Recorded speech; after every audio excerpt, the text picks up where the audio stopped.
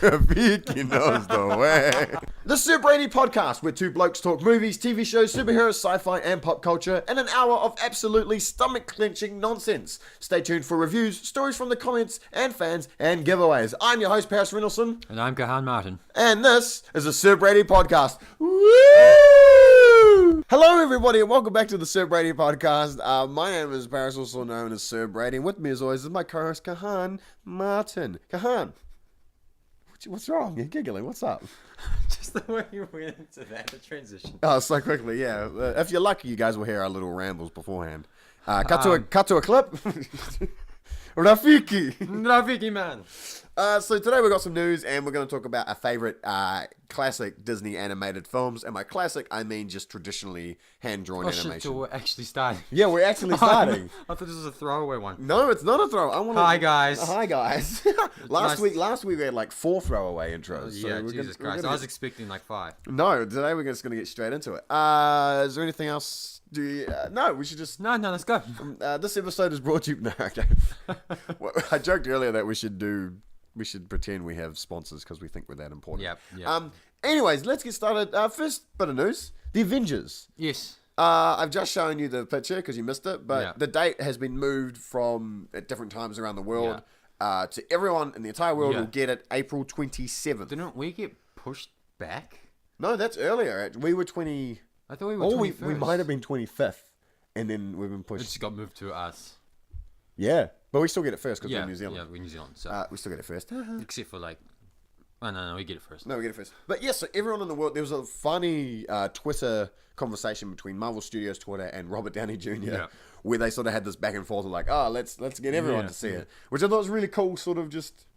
Fun. It's a fun little way, you know, and you still tell everyone that it's out. Yeah, it's not a secret. But what do you think about sort of everyone, because usually there's an actual process that studios go through to release it at different times. Yeah. So this is the first time I think, if not ever, that they've been allowed to move it. So it makes me think it's a front, because usually you sort of book ahead.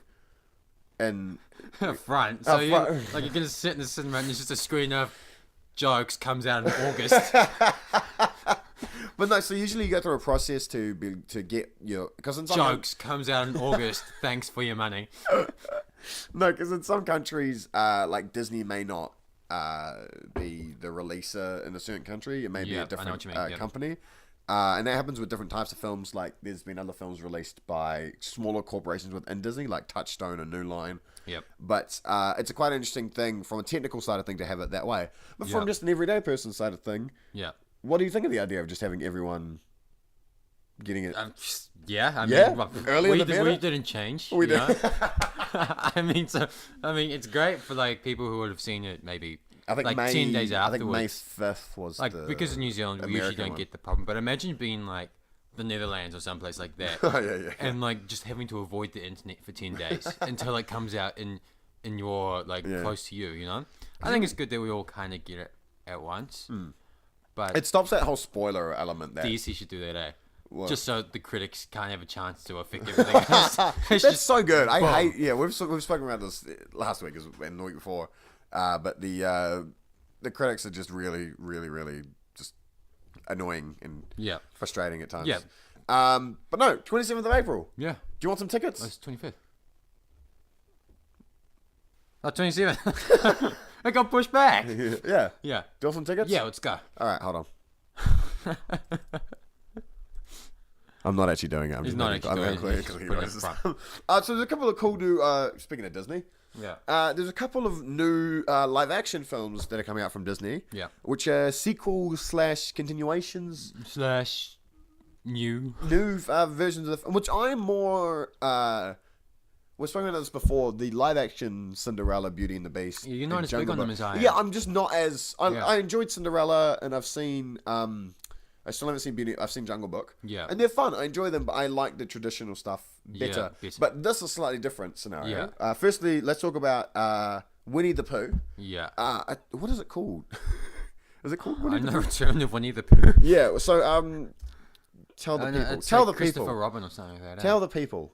What is it? Just that picture of Winnie the Pooh.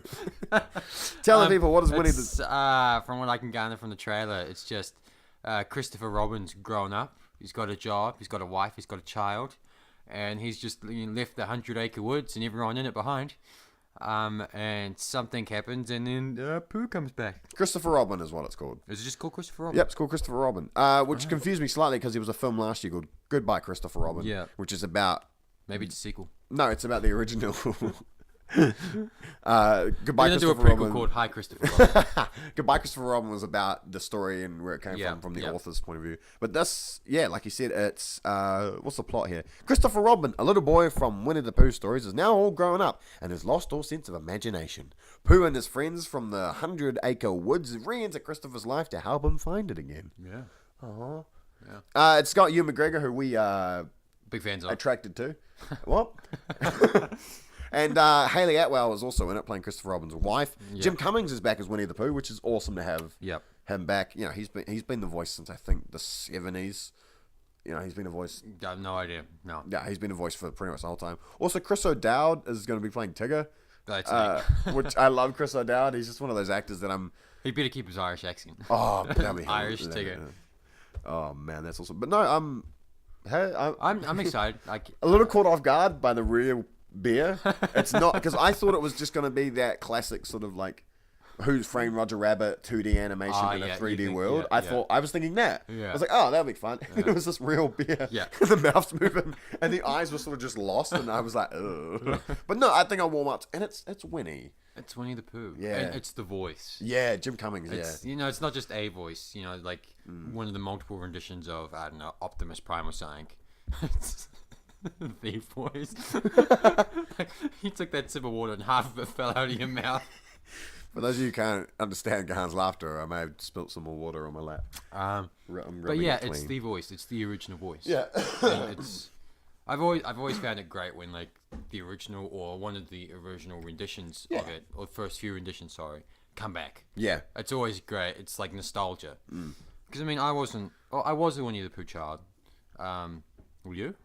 Yeah, no, it was on TV, and I watched a couple of the movies, and there was in the early thousands there was like a Tigger solo film, and there was this elephant that was introduced, this big purple elephant character, and I watched all of those, and I really liked them, and I had little McDonald's toys of all the characters. But no, I liked Winnie the Pooh. Yeah, and also that conspiracy theory is hilarious. What conspiracy theory? They're all different ones. Oh yeah, that's sad. Don't ruin it for the viewers out there. Don't search it up. I do. Go ahead. Don't. Shut up, Harris. Paper, scissors, rock. Who wins? Go search it up. I won. Search it up. We should just settle most of our arguments that way. The other Disney one was Mary Poppins. Emily Blunt is going to be... Mary Poppins? Mary Poppins. But isn't it like a sequel? It is. It is an actual sequel to the 19... So the dancing penguin sequence still happened. Dick Van Dyke's got a terrible, one of the most, It's like he's making fun of British people. Yeah, but it sounds Kiwi. It sounds like a New Zealand guy. Yeah. But yeah, so Emily Blunt is playing Mary Poppins.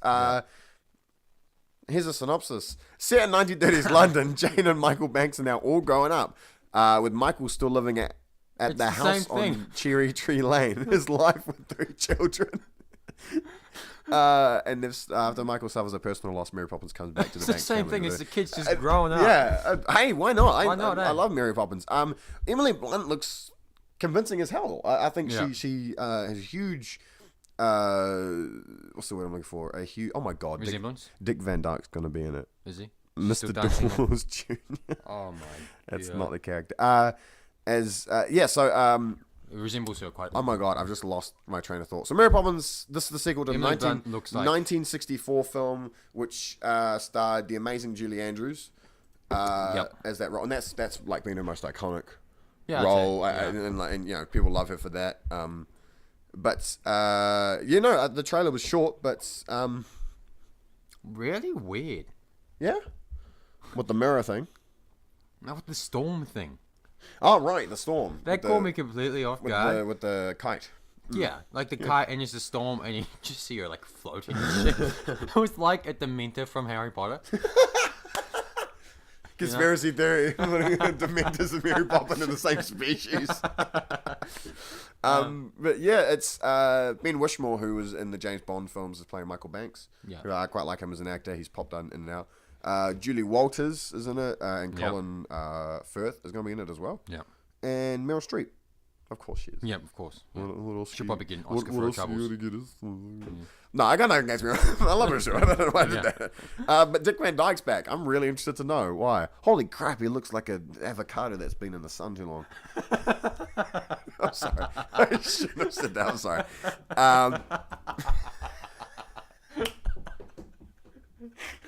Your face. Oh my God. Okay. But no, on a scale of 1 to 10, Mary Poppins, is she back again? I mean, she's returned. Am I excited for her return? Yeah. Are you excited? Did you like Mary Poppins? Do you remember Mary Poppins? I remember Mary Poppins. Do you enjoy it? Yeah, I don't mind it. A spoonful of sugar makes the medicine go down. All right. Yeah, I'll give it a 7. Yeah, I'm absolutely keen. I love that sort of, it's that escapism thing we talked about with Greatest Showman. It's that whole escapism element that I think is really just enjoyable, and you sort of, even if it's not great, it's not, I feel like it would just be a fun thing to just sit back and relax and enjoy. Oh, it's out Christmas Day at the end of the year, 25th of December. 54 years. 54 years. God damn. Star Wars time, that is. Yeah. I want to check when Willie coming up. Christopher Robin is out August. So we might be able to talk about it on the podcast. We might get some tickets and talk about them. Yeah. Next up, Oscars. The Oscars was here. It was gone. There wasn't any huge controversies. There was no what's the name? Bloody, the winner is for Best Picture. Yeah. Oh no, it's actually this other film which happened last year. I read it right this time. Was it the same guy? Yeah, I think it was. Were they back again? Yeah. Well, I'm sorry. I feel really bad for not remembering his name. Because it was Bonnie and Clyde. The Bonnie and Clyde. Yeah. Real quick, go through the Oscar films. Yep. I've seen one of the Oscar films, and you've seen probably none of it. Wait, you saw Get Out? I saw Get Out. Yeah, we've both seen Get Out. Okay, Best Picture went to Shape of Water. Should have gone to Get Out. I'm interested in seeing Shape of Water, though. I think Guillermo del Toro is incredible. We talked about him a few weeks back, talking about most underrated films by a director. Yeah. I don't remember what film we talked about, though. We're terrible at this. Hellboy 2? Yeah, I think it was Hellboy 2. It may have been Pan's Labyrinth. I have no idea. We didn't even talk about him. Did we not? No. We were meaning to. No, yeah. Blade 2. His film is Blade 2. Yeah. He also won Best Director, which is great. I think he definitely deserves it. I think it's a... it should have gone to Get Out. Wait. Boys Life. Is that Boys on a West Life? No. What are you doing? This is just some tour. I don't know why you're looking at advertisement. This is a professional show. Yeah. What are you doing? I'm sorry. You've just sidetracked this whole conversation. Sorry. Who won the Best Director? Give me a So he won Best Director, which is awesome. Best Actor went to Gary Oldman. Of course. As Winston Churchill. Which I think is his second Oscar. No, I don't think he's won one before.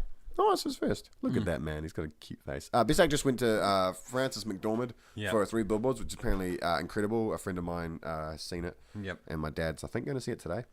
Best Adapted Screenplay went to Call Me By Your Name, which is one of those really heartfelt films. Yep. Best Original Screenplay went to Jordan Peele for Get Out. Yeah. Which he's a first of all, he's a African American nominated for this award. Yep. I think it's the third one to be nominated, or the first. Yeah, first one to win. And it's his debut film. Is he the first one to win? Yeah, and it's his first for a debut film. He's the first person to win this category, which is incredible. So the achievements he's won alone before the Oscars was incredible. But this is another edition, and he's incredibly humble, and I'm totally looking forward. It's a fun video online of Keegan-Michael Key. Yeah. Who does Key and Peele with him. and he's watching in some other room, and he's like just fists in the air, and he's so happy, which is awesome. You know, to have your best friend like that. An actor who I'm really happy won this award. Sam Rockwell. Yeah, actor in a supporting role. Sam Rockwell, which we did. Congratulations, Sam. Yeah, which we talked about. We've talked about him before. He is a phenomenal actor. Underrated to the highest degree. So films like Moon and he's great in like Hitchhiker's Guide. And he makes Iron Man 2 a little bit more bearable. I defend that movie. But no, Sam Rockwell's an incredible actor, and I think if you've never seen him in a lot, he's one of those actors. He's in Charlie's Angels. He is too. You know? Yeah. Like, it goes to show that I never really connected that was Sam Rockwell. He's got range. I mean, it looked like him. Like, and that's the thing that obviously made me connect it in the end. But I was like... He's one of those actors. He's just like, damn. Yeah. He's one of those actors that you're like, oh, that guy. Yeah. Which, it's great. I'm so happy he won that award. Best Supporting Actress went to Alison Janney for I, Tonya, which I, Tonya's been doing quite well. It's unfortunate Margot Robbie didn't win an award, but it's great that she's very, in the past 3 years, Margot Robbie's really just shot up. And she's doing a Jennifer Lawrence thing. Yeah, a little bit. Best Original Song went to Remember Me from Coco, which Coco's apparently really another one of those Disney Pixar. Scroll down a little bit. Okay. No, they should have gone to The Greatest Showman. This is me, Greatest Showman. Coco also won Best Animated Feature. No, I get why. I think This Is Me was a bit too obvious. Yeah, a little bit. But Best Animated Feature went to Coco, thank God, because Boss Baby was also in there, which I was not happy about. Oh, Loving Vincent, I want to see that. Yes, that was another one. It's like a painted movie. Yes, Loving Vincent. That was at the film festival and I missed it. Original score went to Shape of Water. Cinematography went to Blade Runner 2049. I love that movie. Which I think, I'm so happy it got nominated. Yeah. In that category. What else was... Yeah, because one of the best scenes... in that film is the sand scene, which is actually based on a real event that happened in Australia in the early thousands. Yeah, sandstorm that happened in Australia. It's really cool. I think, guys, just go search it up if you're interested. If you've seen Blade Runner 2049. If you haven't seen Blade Runner 2049... I would suggest above most. Yeah. Because I think I talked about this on the last podcast. Won't go too much into it, but atmosphere does a lot for a film. And the way that you set it, and it just speaks volumes. Yeah. And this is one of those very few films. Not very few films, but... very few high production films. Yes. That keeps those elements that are very common. The cinematography is excellent. The setting, the way it's shot, you know, the whole feel. You just it bleeds character. It does, and that's something that's lost in a lot of high budget films at times. Is cinematography, which is unfortunate because that's something that is sort of the groundings of a great film in any sense. So it's good. Costume design went to Phantom Thread. Which is awesome. Sound editing went to Dunkirk. Sound mixing went to Dunkirk. Yeah. Makeup went to Darkest Hour. Yeah. And the rest of them... Kobe Bryant won an Oscar. Did he? Yeah. Best animated short. Congratulations, Kobe Bryant. The winner is called Dear Basketball. It's great. Oh wow, he won an Oscar. Yeah. I needed to look into that more. Visual effects also went to Blade Runner. Yep. And film editing went to Dunkirk. Production design went to Shape of Water. If you go back up, visual effects probably. Well, it's up against Star Wars Guardians. I think it should have gone to War of the Planet of the Apes. Yeah, that's the one gripe. I mean, yet again, I just said a bunch of things about how Blade Runner is great for like setting visually and stuff, but those apes. Yeah, those apes. My God, those apes! It's incredible. Andy Serkis's that whole motion capture. Yeah, my God. Speaking of awards, we just saw a lovely clip from Dwayne The Rock Johnson. Who was nominated and won a Razzie. For those of you who don't know, the Razzie is the worst of Hollywood. Yep. And it's commonly known to be a sort of show that's not usually addressed by Hollywood stars. Yeah. But famously in the past, Halle Berry attended the same year she won an Oscar for a separate film, which is like one of those like good sports sort of Hollywood. Yeah, if a Hollywood star does it, you're like, they've got a sense of humor there. Yeah. They can poke fun at themselves. Exactly. Don't take themselves too seriously. Dwayne Johnson didn't go. He doesn't mention why, but he made a video for social media and he said that because you actually don't want to go to an award show when you're nominated for. Oh, you're crap. But I think award shows are pretty boring anyway. Yeah. But no, he really wants the award. He thought it was quite a fun thing, and the nomination he got was in a new category, actually made for those. Oh, was it so great, so bad it was great? Yeah, so it's a film that was so bad that it eventually left a good taste in your mouth. Nice. Which is, I think, it's an accurate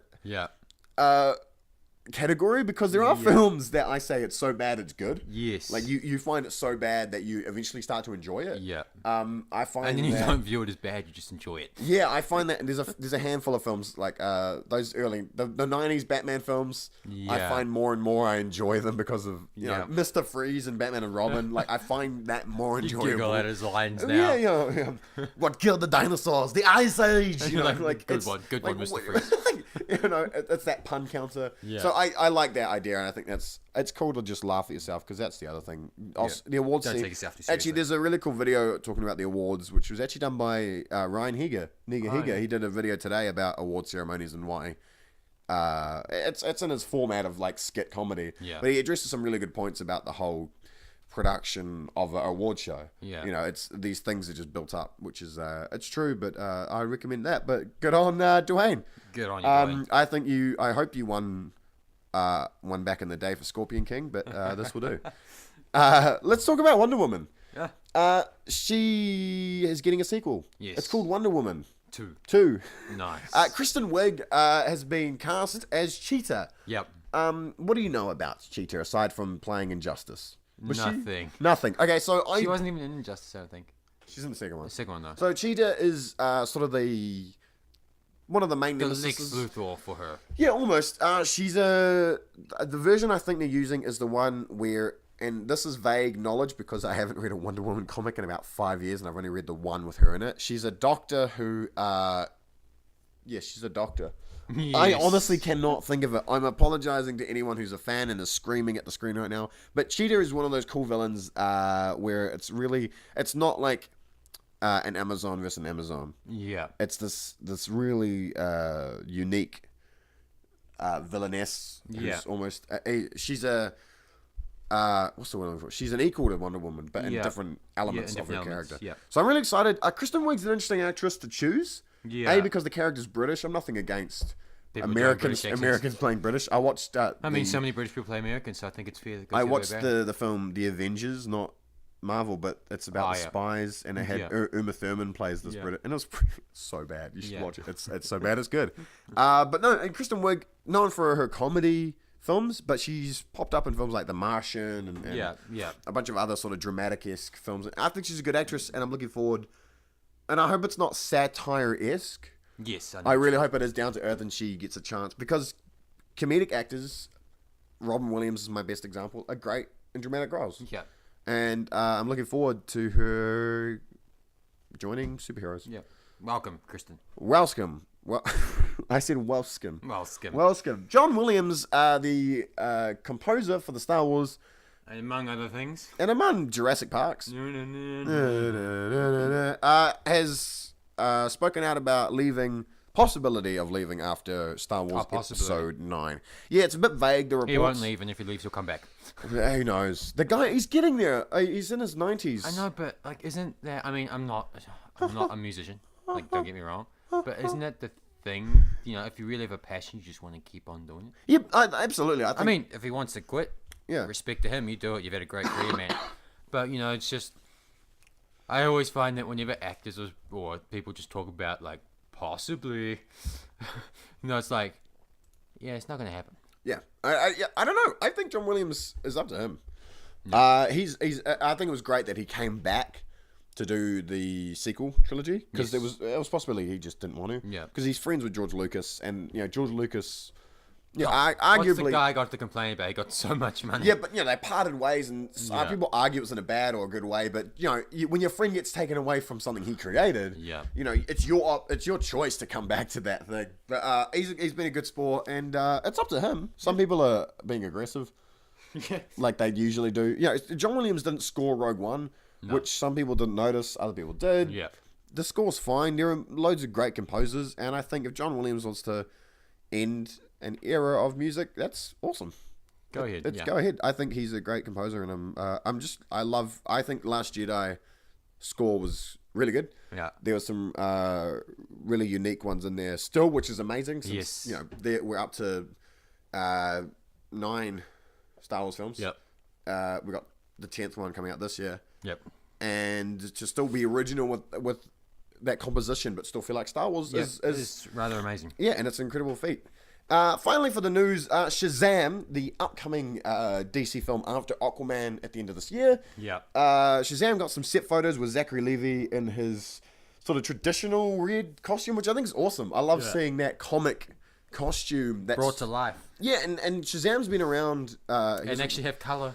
Yeah, but Shazam's been around since 20s, 30s, like really early. Yeah.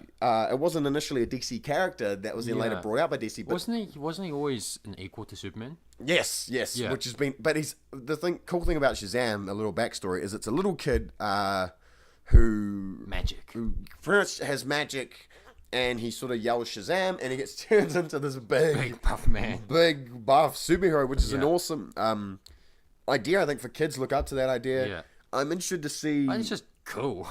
I'm interested to see if this will be an Ant-Man-esque, because it's weird to think about it this way, but Ant-Man's PG, rest of the Marvel stuff's M. Yeah. It's not got a lot to do with it, but the rating boards obviously think it's more friendly. Tone. Yeah, and I think Shazam is a great character to choose if they go in that tone. Yeah. And it's not, and people may be like, oh, but DC doesn't need to be bright and cheerful. Yeah. It's not DC that's being bright and cheerful. Yeah. The character of Shazam is one of those sort of stories. He's like Flash. Yeah, it's that story of looking up to a hero because he's a kid. Yeah. But he's a kid at heart, but outside that, he's a hero. Yeah. And I think that's a great thing to choose on. But you saw an image. Yeah. How's he look? It looks cool. Looks cool. Yeah. And Zachary Levi was a skinny man. He was on a skinny He was man. on a show called Chuck in the early thousands, and now he is looking buff. But no, I'm looking forward to it. Mark Strong's going to be in it, which is... Is it going to be that every male in the DC is actually bigger than Superman? I don't know. Like Ben Affleck's bigger than Superman. Aquaman's probably... It looks scarier than Superman. Well, Jason Momoa's huge. Jesus. Shazam. Yeah. But I'm looking forward to it. Cahan. Okay. It's the news. That was the news. That was the news. News. How do you spell it? Knews. Put a play on words there, buddy. Buddy, news. Disney. Yes, Disney. That thing that looked after your childhood more than your parents did. You've made this joke on the podcast already. And your videos. Yep.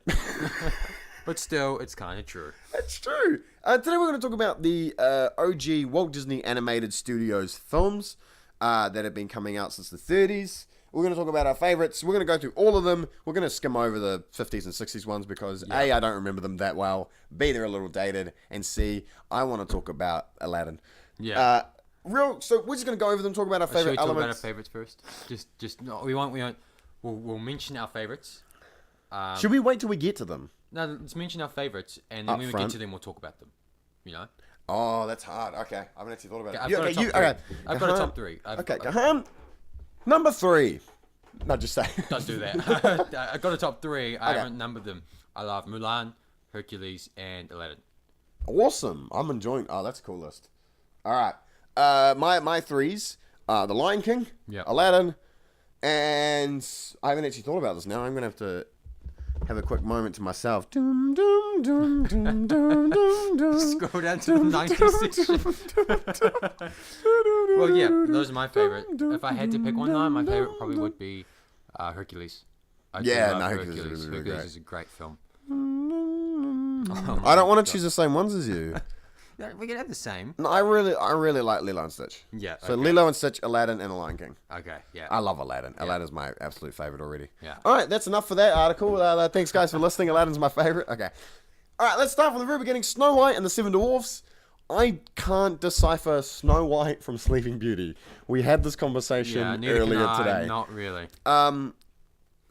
Real quick, what I want to say about Snow White is that's the first Disney animated film. It pioneered Disney. It really started them off. Yep. A lot of that film holds up. Yeah. The music is the thing that holds up the least, I think, because it sounds very classical. Yeah. Like something your grandparents would be playing on a record or something. Yep. Then we dust off the old records. Yeah. But the film holds up. It's who doesn't love the dwarves? It holds up in the way that it's like, this is a classic. Yeah. And who doesn't love the dwarves, Yeah. Grumpy, Sleepy. I can't remember them. Itchy, bitchy. No, that's not it. Itchy, bitchy, ditchy. Hi, ho. It's off to work we go. Yeah, nice. I mean, we are going to breeze over these, but yeah, complete respect to all of them that we bring over anyways. Let's move on real quick. Pinocchio. Yeah. I love the story of Pinocchio. Yeah, I do. It really teaches kids not to lie. Yeah. But the whole relationship between Geppetto and Pinocchio and that friendship that I think's created, that sort of wanting to be something more than you were, but having to build towards that, that whole, I want to be a real boy. But, I think that concept is really something that, Pinocchio... It's unrealistic because we're not wooden boys, and that doesn't work. But not for long, though. But that story arc of wanting to be something more than you are in that moment, I think is a really just a great thing to show kids. And I think it's a really positive message. But no, I think I love that. Pinocchio's just cool. Yeah. And I love him in Shrek. Yeah. Not Disney, but he's great in Shrek. Fantasia. Yep. Which is one of the weirdest films to me. Yeah. You know what Fantasia is? Yeah, I know Fantasia, yeah. Mickey Mouse and shit. Yeah, Fantasia is a bizarre... Odd. Let's just go with odd. It's bizarre to me, and it's like music and not a lot of talk. Yeah. I don't think I'm a fan. No? I can respect it, but I'm just... I haven't watched it. Have you not watched it? I watched it a very long time ago. I mean, you see shorts and stuff, but I have not seen Fantasia. Yeah, it was quite long, and I was very confused. And there was one in 2000. I can't remember if there was a sequel or they just redid it. Anyhow, Dumbo. Peanuts. Flying ears and peanuts. Flying ears and peanuts and dead parents. So Dumbo... Hey. They're falling off trains. Oh, no. I like Dumbo because there was no... I mean, with all these, I barely remember them. I like Dumbo. It was that sort of the voiceless hero. Yes. I like that idea. Yeah. It was very unique. I haven't watched Dumbo since probably 2002. 2005. You know the date? No, because I remember watching it on VHS. And we haven't had the year. You were 3 in 2002. Yeah, I know, but I haven't had the VHS plugged in a very long time. Personally, ever since you were 4, you made the decision. Oh no, VHS. Get out of here. I was watching VHS until I was like 5. Or 6, I want to know what word you were trying to say to the VHS just then. VHS. You said like VHS. VHS. It's the Italian version. Yeah, VHS. Bambi. Yeah, yet again, barely remember it. I just remember Bambi's mum's. No. We don't have to mention that. A lot of these, I barely remember. I don't know the next one. So let's just skip over. Saludo amigos. The Three Calabazas. I don't know that one. Make Mine Music. That looks fun. Fun and Fancy Tree. Skip to the 80s. Melody Time. No, I'm doing this. The Adventures of Aquablood and... Nope, I just installed something. And Cinderella. Cinderella. Let's get... Cinderella, I think, is a classic. I really liked... That dress is still changing colours till today.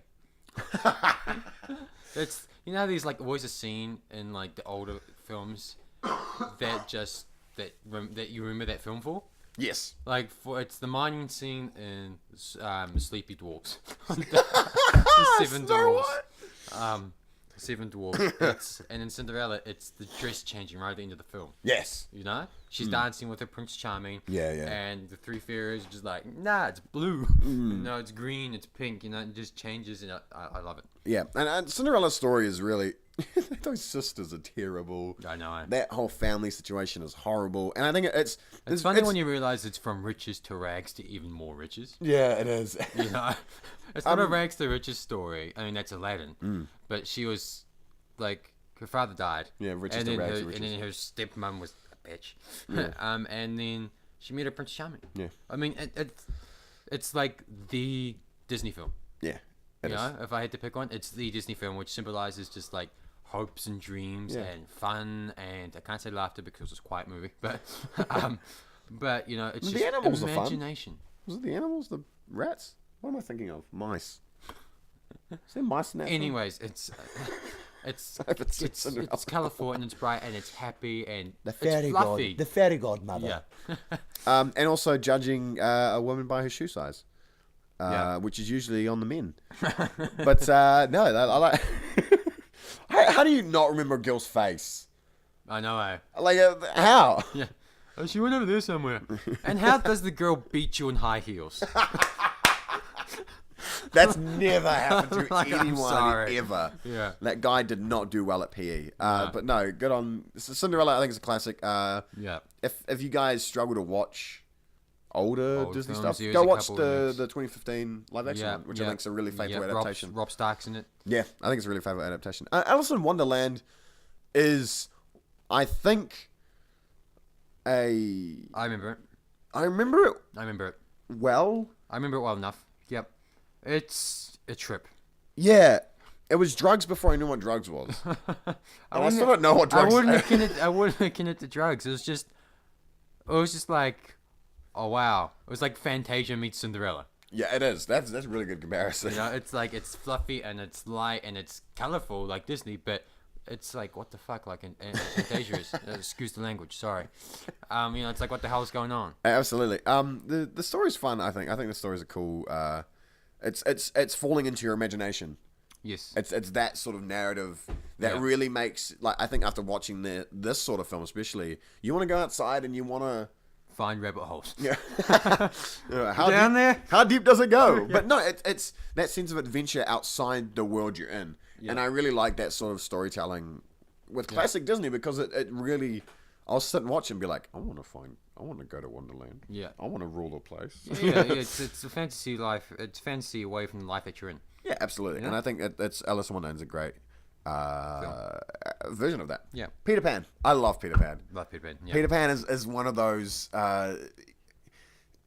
Having a man come in your room in the middle of the night is terrifying, but this makes it. But he's a boy, so it's not too bad. Peter Pan and Wendy and Tinkerbell. That whole story is one of those. No, Captain Hook's the best character. The crocodile. Yeah. Oh, the ticking. It's so. There's so many memorable moments. Shout out, by the way. It's not a popular film. I get it, but the early 2000s remake of Peter Pan with that annoying boy and that annoying Wendy. I know what you're talking about. But Captain Cook, Captain Hook, in that film is Captain Cook. You know the guy who plays Lucius Malfoy in Harry Potter. Is that That's I can't remember his name. I'm thinking of Captain Featherstone from Captain Cook's a real he's Captain New Zealand. Yeah, Captain Cook, yeah. Sorry. That name was familiar. I see it for a reason. Captain Hook though, he's played by the guy who plays Lucius Malfoy in Star Wars. Oh my god. Lucius Malfoy in Star Wars, guys. It's played by the guy who plays Lucius Malfoy in Harry Potter, and he does it so well. He does. I'm gonna have to find his name because I really like the actor enough. Star Wars is here somewhere. What the hell happened here? What the hell did you do? I searched 2000. There was 101 Dalmatians. Live action Disney adaptations. No, that's the adaptations. But yeah, I can't describe it all too much but I just really enjoyed his portrayal of Captain Cook. I love Peter Pan. Captain Hook. Captain Cook. Peter Pan is such a cool character. Captain Cook. They're all interesting concepts. Hey, Alice in Wonderland. Yeah. Go into that fantasy world, being the ruler of your imagination. Yeah. Cinderella, there's always more, and you can always get there. Sure, in Cinderella, it's at the hands of another guy, but you can always you can be more than what you are. Peter Pan, you never truly have to grow up. Sure, you can grow up in the sense of physically, and maturity, but you can always have that imagination and that wonder that's in life. All you have to do is just not see it, but just have it. Yeah, absolutely. And you innately have it. You just have to listen to it. Yeah, and I just Peter Pan's the characters are awesome. Mr. Smee, John and Michael, the brothers, Tinkerbell, the Lost Boys. Yeah, like what an awesome idea to have. Just that whole idea of the Lost Boys. How many Lost Boys are there? 6, 4, 6. Once we're done, let's cast the Lost Boys. Cast the Lost Boys. Let's cast the Lost Boys. That's awesome. But no, and just everything about Peter Pan, I think is just, I remember always wanting to find a fairy. Okay. Pixie dust. I mean, we're kind of stealing this from. Pixie dust. No, I'm not stealing this from anyone. The Lost Boys versus the Seven Dwarfs. Who'd win? Do the Seven Dwarfs have their pickaxes? Of course. Okay, the Lost Boys don't have the assistance of Tinkerbell because Tinkerbell is something different. Ooh. But have they already previously had the assistance of Tinkerbell? No, she can't dust them off. No, as in, I'm not saying like that. I mean, like they've gone out before and defended. Yeah, I mean they both have a fighting history, I suppose. I think the Lost Boys. I've got to give the edge to the dwarves. Oh, okay. I mean, mine's are strong. Like that's my excuse. All right. I mean, there's not much disparity in height. I mean, they are boys and they are dwarves. How dare you? But I mean, yeah. Sorry, just a little while. I'm gonna give it to the Lost Boys. Sorry, I really want to look at the Peter Pan 2003 film now. Is it 2003? I'm guessing. Yeah. Yeah. Who was in it? Jason Isaacs. That's his name. That's the one. Yeah. This film's terrible. Apart from Captain Hook. No. Oh yeah, no. Hook's good. Yeah. I like Hook though. The film Hook. With Robin Williams. Oh yeah, okay. Anyway, we're going. Sidetrack. Let's get back on. Let's get back on the Lady in the Tramp. Let's get back on the Lady in the Tramp. That spaghetti scene. Is the most iconic. One of, if not the most iconic. One of the most Disney animated. Yeah. You know, whenever you have. And it spawned the talking to animals thing. Thank you, Disney. Thank you, Disney. I think the Lady in the pieces. I watched this. I saw The Greatest Showman for the 6th time. Don't judge. I say you should judge. Shut up. Paper, scissors, rock. Can they judge me or not? They judge? Paper, scissors, rock. They can judge me. I won again. If I win 3, I don't know what's going to happen. Okay, judge me. I don't care. But because obviously it's a kids show, it's a kids movie. Well, it's a younger movie, so kids will go see it. So the shorts can't be like Red Sparrow or something. Yeah. You know? And it was a short for this obvious, how to traumatize kids. Crappy, like human pet detective cop buddy thing, you know, and like it was like celebrities are like voicing the animals and stuff, and it looked so shit. Like the people in the cinema with me were just like laughing and cringing. And I was doing the exact same. So thank you, Disney, for giving voices to animals. Yeah. Holy crap! Lady and Tramp was initially panned by critics. Wow. However, the film has since gone to become regarded as a classic.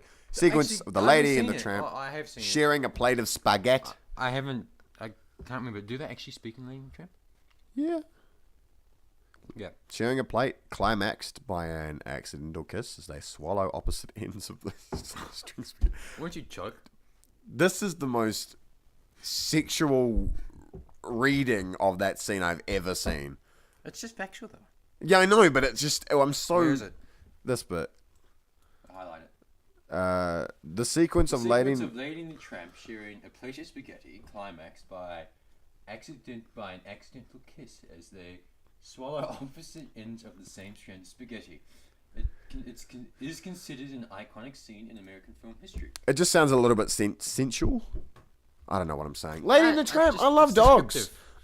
Let's just skip over this one. I mean, we just made it weird. We apologize. I don't remember Sleeping Beauty. You don't? I think Sleeping Beauty is really... So to you, Sleeping Beauty is just Bachelorette #1 in Shrek. No, Sleeping Beauty to me, when I'm like, oh, Sleeping Beauty, that's the one where the person is asleep in that tube. But that's Snow White. Yeah. Sleeping Beauty's just on the bed. I don't know. She doesn't get a tube. She's just on the bed. Oh, that's Maleficent. Yeah. Maleficent. I remember Sleeping Beauty. Yeah. It's fine. Like the vines in the fire, the green fire, and all that. 101 Dalmatians. I'm moving on. 101 Dalmatians scared me. Oh my god, 101 Dalmatians again. Another animal. Yzma before Yzma. Yzma before Yzma. What is her name? Was it Curiel? I don't remember how to pronounce that. Let's see. Let's go. Yeah, what's the name though? Crulia. Celia. I don't know. Crulia de Ville. I don't know. I love 101 Dalmatians because there was a live action movie in '96. They're doing a live action one. Or like another live action. Right, but there was the live action one starring Glenn Close, and I just love the idea of a scary woman chasing your dogs. Like, that makes me giggle. It's the funniest thing in the world. But no, damn, I've always wanted, ever since I've wanted a... Come here, dog. But also those dogs had a shit ton of babies. Yeah, I know, 101 of them. That's a lot of children. Oh, is there 101 plus them? That's a very good question. Is it just 99? Did they have 99 children? No, they keep all 101 Dalmatians. Yeah. Oh no, after counting 84 extra puppies. Wait, what's going on here? Wow. 99 altogether. Okay, yeah. There are dozens of them with 99 altogether, including their own. Or maybe there's not all theirs. I don't remember the story. Okay, fun fact. I'm going to go back and watch a lot of these before we do another Disney episode. Yeah. But no, 101 Dalmatians is one of those that's always stuck in my memory as being a great film to grow up on, and also a really fun... I think 101 Dalmatians as a kid was one of those first Disney films I realized had more layers. It wasn't just a kid's film. There were more layers to it. There's there's a mature, but a dramatic, and a sad, and a happy level. And as a kid, I learnt to comprehend that while watching 101 Dalmatians, which is I give absolute credit to, and makes me actually just reading it makes me want to watch it again. But no, I like 101 Dalmatians. I think it's really fun. Jungle Book.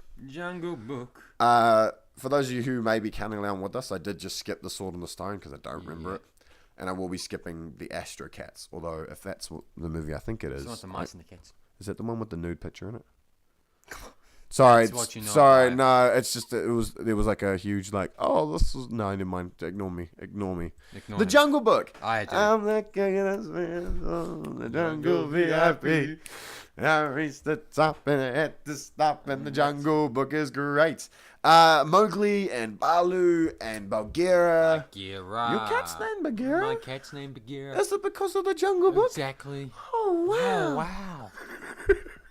But the Jungle Book made me want to lose my clothes and run to the jungle. I think the Jungle Book was one of those... Why don't you? Oh, that's a good point. Off I go! We're going to have to cut this out, you know. Yeah, probably. All right. The Jungle Book is awesome. I love the music in the Jungle Book. Yeah. I think I love the songs in the Jungle Book. It's...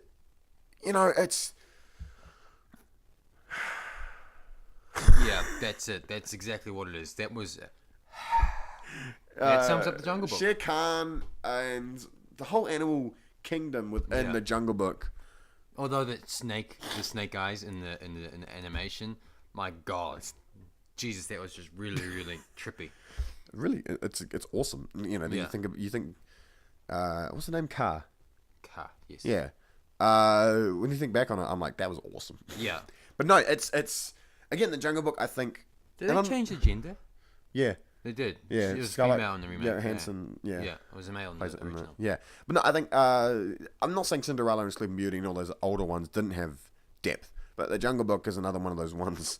Animals maybe made it give me depth, but Yeah, I mean it has a and most Disney films do have them. It has a message behind it. Yeah. And they don't explain it. Yeah. It's told through the journey. It's told through the character development and the growth. Yeah. And I love it. Yeah. Absolutely. Jungle Book is just a classic. It's just one of those. It's one of those. Most of these are classics. Yeah. Yeah.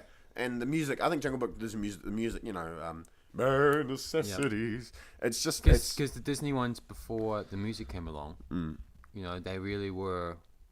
Just great. I mean, I'm not saying the ones with music are great, but the ones they had was very classical and classic. They're not. These later ones.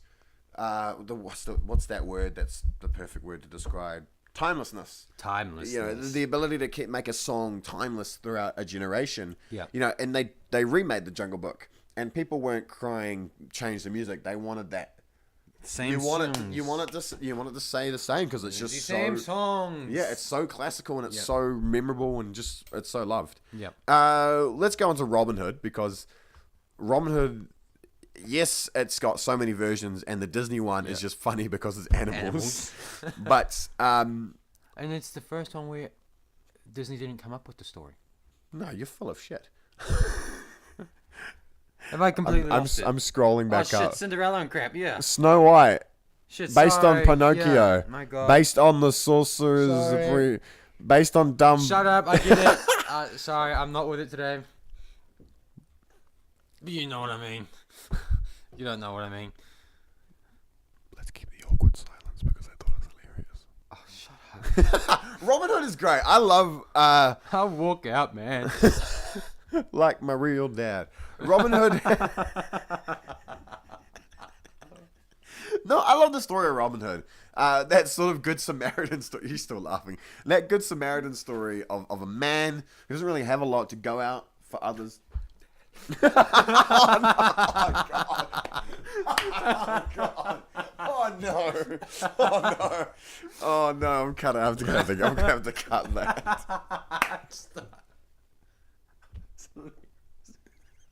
It's funny because it's true. Oh my God. I'm sorry. It's alright, I just found it hilarious. Oh my God.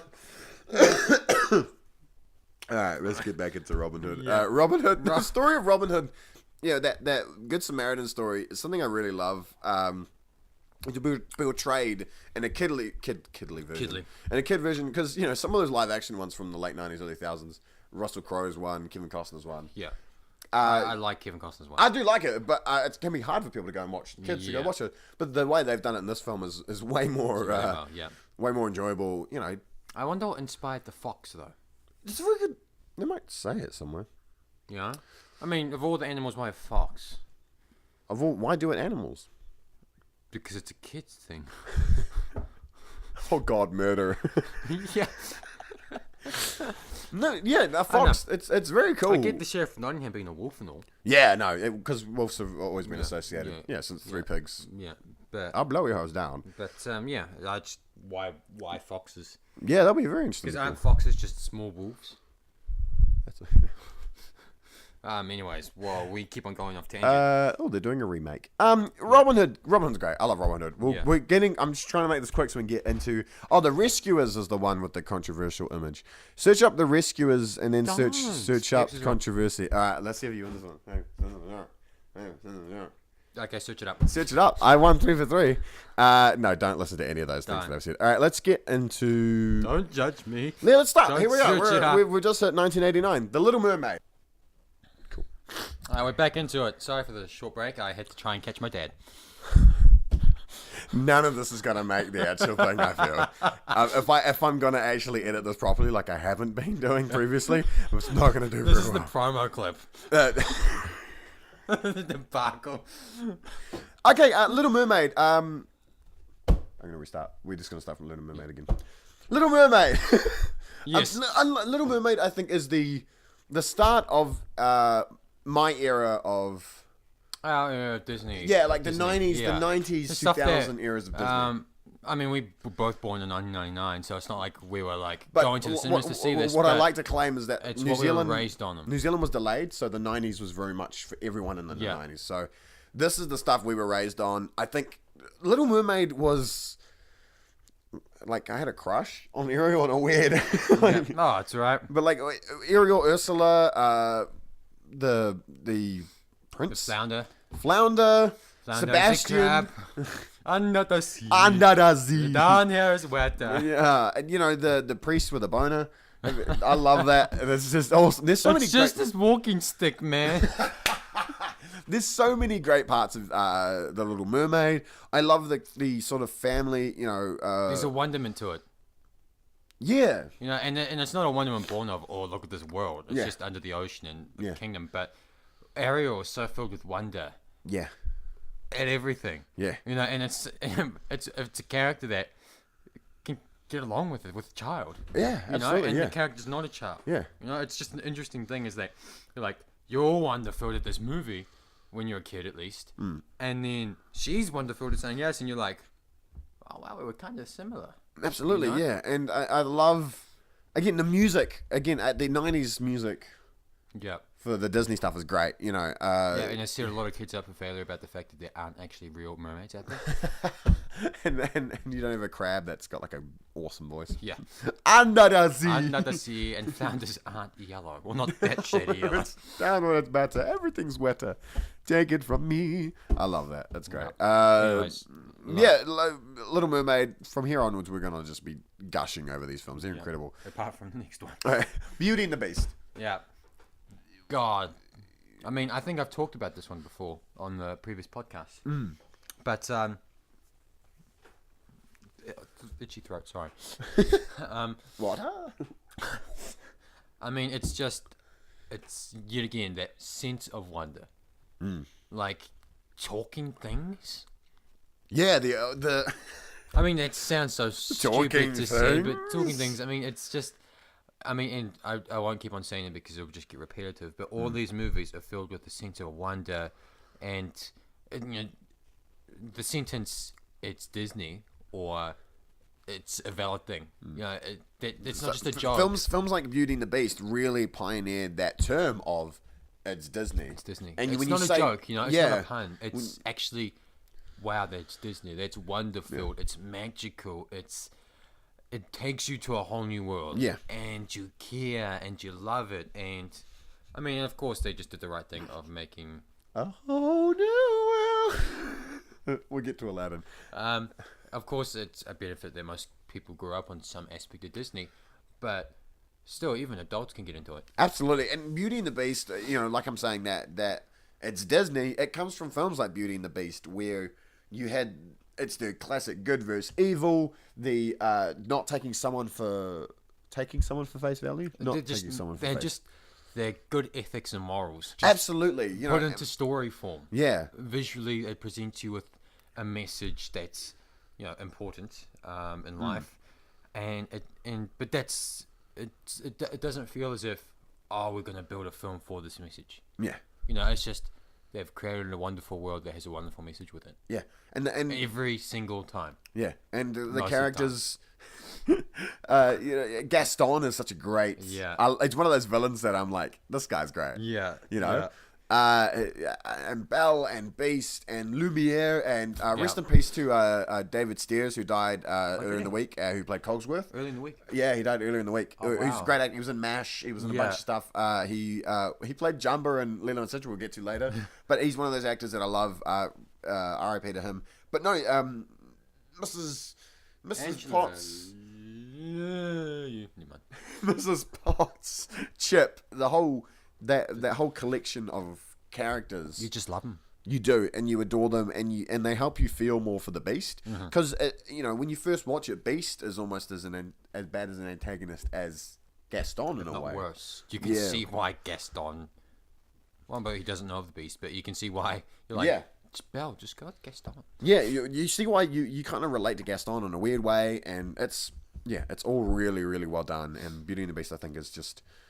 And that's the music again. It's music. It's one of my favorite soundtracks I've ever. Our guest, be our guest. Take our services to the desk. You just sang the line wrong, Paris. Get fucked. Okay. No, but Beauty and the Beast. Let's let Beauty and the Beast. It's great. I think from here on we're just gonna be going great. Yeah. Speaking of great, Aladdin. This is my shit. This is your shit. They don't manufacture the DVDs, they just employ Paris. Aladdin, the thing about Aladdin to me is not just obvious. It's a whole new world. It's a whole new world. The obvious thing most people would say is Robin Williams. Yeah. This was the first major animated film that introduced casting a actor who is commonly known for being, it's not the first time, but is the first major big instance where they've casted an actor, a Hollywood actor of sorts like Robin Williams, into this role, and it's worked, and it started a trend. Nowadays you hear about Ellen DeGeneres as Dory, and you get all these new actors coming in, and it's almost a thing. Yeah, because that crappy movie I was mentioning before? No. What? The one with Great Right, Showman. yes, yeah. You saw the trailer it's for so it. It's so crappy I blanked out all the names, but there's a famous actor in it, and I'm sure of it. Yeah. And not just, actor. He's voicing an animal. Yeah, absolutely. And I think Aladdin did it really well, and that's the reason people do it now is because of Aladdin. Yeah. But aside from that story of actually Aladdin was for me the first time our culture was really well. Where are you going with this one? Dramatized. Yeah. The whole thing about white princesses. Yeah. The first sort of clear example of is a Arabic. I said that weirdly. Arabic. It's an Arabic style folks tale, and it's based off an Arabic tale. Oh my god, I gave it to you. The words. Captain Cook. It's based off that sort of story, and I think it's a really empowering story in that sense, and it doesn't address it as a negative. It doesn't address it at all. It doesn't, and that I think that's cool. It's just like that's the better way, in my opinion, in most circumstances, to address some sort of cultural we talked about this divide. You just don't mention it. It's normal, and make it normal. And also, the sequels are okay, but the TV show, the TV show, I grew up on. Yeah, the Aladdin TV show. Yeah. Arabian Nights, like Arabian Days. Not hotter than hot. Do you remember the show? Yeah. That long note, that second one specifically, you sound like the goat out of the Riding Hood animated film, Hoodwinked. Be prepared. This lesson must be shared. But no, Aladdin's great. Frank Welker's in it. He plays Abu. I did a great. It's not great. I did a voiceover of Aladdin on YouTube, where I sang. Oh, that's right. I sung One Jump Ahead. I saw that. Thanks, Cahan. Thanks for the support. Ooh, no, I'm one of those dudes. Yeah. But no, I think Aladdin's one of my favorites albums. You got songs like Prince Ali, Whole New World, One Jump Ahead, which I just mentioned. Yep. Oh my god, what the hell's... I even like the remix. Not the remix, but like, you know how he's like, oh, this isn't the prince, this is Aladdin, and he does the prince, he does the like Prince Ali like beat. He's like, I can't remember it. Yeah. But yeah, I mean, it's great. Friend Like Me. Yeah. That's not him. That's Ron Williams. Yeah, you ain't never heard. Friend Like Me. Yeah. Yes, sir. We brought a thousand service. It's great. Let's get into another great one, which I watched earlier in the week. The Lion King. The Lion King. I rewatched it earlier in the week. I just can't you feel my brother can attend to the fact that I've been singing that all week at just random times. The Lion King, I completely forgot about for a while. Yeah, and then you just started watching it a lot, man. And then I just went back and those characters are memorable. They're relatable. You're about to cry. It was like, I was about to sneeze. And it's so good. But Timon, Pumbaa, Rafiki. Also, right here, going to claim Rafiki. There's a meme out there called "Do You Know the Way?" And Rafiki said it first, 1994. Rafiki knows the way. So any of you who like that meme, the Bubbles meme, it's bloody not. It was Rafiki. He did it first. The Lion King. Let's get back to The Lion King. What I like about The Lion King was the story of the fact that Pocahontas was in production at the same time. Yeah. They thought Pocahontas was going to be the next big hit. Yeah. My God, they were wrong. Yeah. The Lion King. And they put like second tier animators on it and like producers. And it's become one of the most... successful. Pocahontas is pretty bloody good. It is good, but I think it's that underestimating. It wasn't the big thing that they thought it would. It was that underestimating Disney in themselves. I'm like, they're all great in that weird way. Yeah. The Lion King, I love James Earl Jones and Jeremy Irons as Where the hell do you think you'll go? Where the hell do you think you'll go? Scar, brother, help me. Yeah. Long live the king. The music from Elton John, that was another big deal to have someone like Elton John. Yeah. A pop icon for decades. In his prime at the time. Still in a... not in his prime. He was still working well. He just worked with George Michael in 90-something. But to have someone like Elton John and the composer, who has just slipped my mind as I'm going to click the link. To have Hans Zimmer. Was it Hans Zimmer? Hans Zimmer. Yeah. Another great... To have them... just pay credence. Credence is probably not the right word, but actually do something with an animated film. Yeah, and take it to a next level and a new level. And that's probably due to Aladdin. Yeah, Aladdin had a huge deal. Yeah, because A Whole New World was a chart topper with the people who covered it. I can't remember their names for the life of me, but Lion King is again taking those elements from previous films and expanding on them to better improve the formula that Disney has now become adored for. Oh my God, that's Disney. That sort of saying stems from these different films as they've gone on that take different parts of the formula. For me, Disney's a feeling. Like. Hold on, let's open the dictionary. According to this, Disney is a feeling. Yes, it is. I'll take a vowel, please. No, a lot of people say it's a recipe and it's a theme, like you just said, and maybe that's what it is for you. But for me, it's just a feeling, a sense of wonderment that and it's because it's mostly Disney films that give them to you. That they just provide, and it's not transporting to a different place. The Greatest Showman transported me to a different place, and that's not Disney. It was the theater. It did it 6 times. They kept taking you back to the theater. Back. It's just, it's childlike wonder. Yeah, we talked about before the imagination side as well. Alice in Wonderland, you were like, I want to be something. And Pinocchio as well. It's that stepping outside and engulfing this world. Obviously, Disney's not for everyone. You're not going to go walk down the street and be like, Disney's great. What's your favorite Disney movie? Not everyone's going to be like, yeah, it's great. This is my favorite Disney movie. No, but it's almost a common theme across the people who do like Disney. Yeah. That it is that wonder. It is that magic that it provides you. That's what entrances them so much. Yeah, absolutely. And I mean, like, Aladdin was never going to win, I don't know, best cinematography or best adapted screenplay or anything. But if there was a People's Choice Award back then, damn, I was going to win one. And Lion King is actually the highest grossing traditionally animated film of all time, which is incredible. And it was re-released in I think 2011. Yeah. And I remember being that's an award that will always hold. Yeah. Because it's traditionally animated. Yeah. And I remember going in 2011. I was this real stubborn 11-year-old, and I was like, I don't want to watch Lion King. And I left, and me and this guy were going like. We're joking, like, we're like, move faster. We were like being slowed by some slow walkers, and we were saying, move faster. Yeah. And then I went home and I rewatched it again. And I was like, move faster. Yeah. But I was like, it's timeless, and I loved it at different ages of my life. And I'll probably love it as an adult and show it to my kids. Yep. But no, James Earl Jones and Rowan Atkinson and Zazu and Whoopi Goldberg's in it. Yeah. And no, it's incredible. Pocahontas. And often forgotten.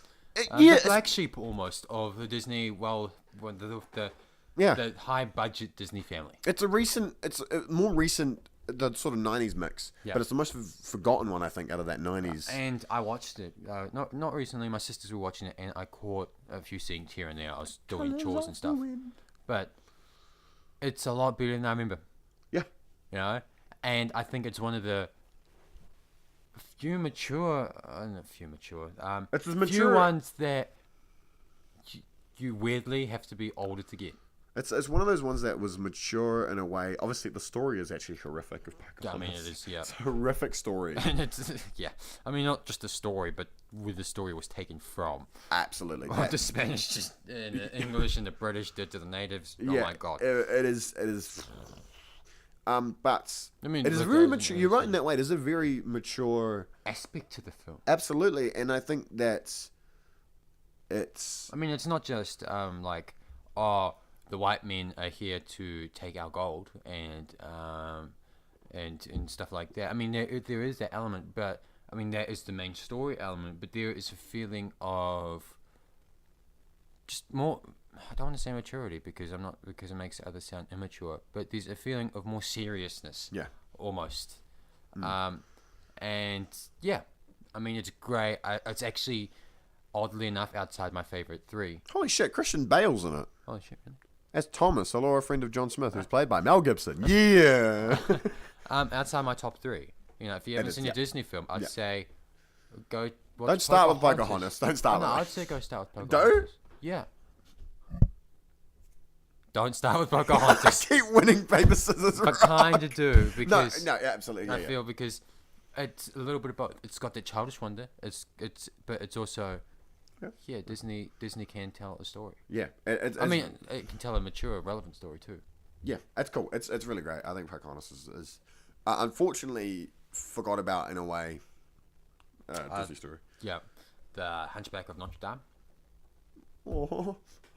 The Hunchback of Notre Dame is one of those stories that that's degraded. Degraded.